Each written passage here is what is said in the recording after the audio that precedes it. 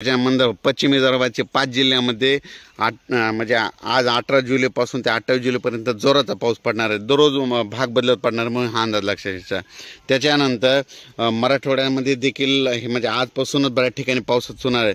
म्हणजे आज 18 जुलै ते 28 जुलै दरम्यान कोणत्याही गावात त्याच्यातून वंचित राहणार नाही. म्हणजे दोनदा पाऊस येऊन जाईल म्हणून मराठवाड्यातल्या प्रत्येक गावातल्या लोकांनी लक्षात घ्यायचं. म्हणजे दोनदा पाऊस तुमच्या गावाला येणार हे लक्षात घ्यायचं. त्याच्यानंतर पश्चिम महाराष्ट्रात देखील 18 ते 28 जुलै दरम्यान दोनदा पाऊस चांगला पडणार आहे म्हणून हे अंदाज लक्षात घ्यायचा. उत्तर महाराष्ट्रात देखील जरा जास्तच पाऊस पडणार आहे म्हणून हा अंदाज लक्षात घ्यायचा. उत्तर महाराष्ट्रामध्ये 21 जुलै 22-23 जुलै दरम्यान मुसळधार पाऊस पडेल, अतिवृष्टी होईल, मुंबईकडे अतिवृष्टी होईल म्हणून हा अंदाज लक्षात घ्यायचा.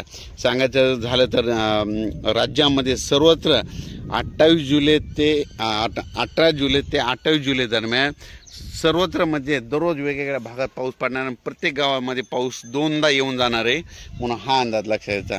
म्हणजे सांगायचं झालं तर राज्यात आता ह्या 10 दिवसामध्ये 18 जुलै ते 28 जुलै दरम्यान ह्या 10 दिवसामध्ये चांगला पाऊस बरसणार आहे म्हणून हा अंदाज लक्षात घ्यायचा. आणि आणखीन एक सांगू इच्छितो, बार्शी तसेच वैराग या भागातील मला बऱ्याच शेतकऱ्याचे फोन आले. सतत 1 महिनाभर पाऊस चालू आहे आणि आमच्या भागातला पाऊस कधी कमी होईल.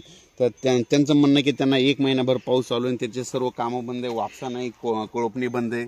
तर त्या बार्शी तालुक्यातल्या सर्व शेतकऱ्याला सांगू इच्छितो की ऑगस्ट महिन्यामध्ये तुम्हाला म्हणजे थोडा पाऊस थोडी उघड देईल, त्याच्यामध्ये तुम्ही तुमचे कामं आटपून घ्या. पण ह्या जुलै एंडिंगपर्यंत मात्र राज्यातला पाऊस काही बंद होणार नाही म्हणून हा अंदाज लक्षात घ्यावा. धन्यवाद.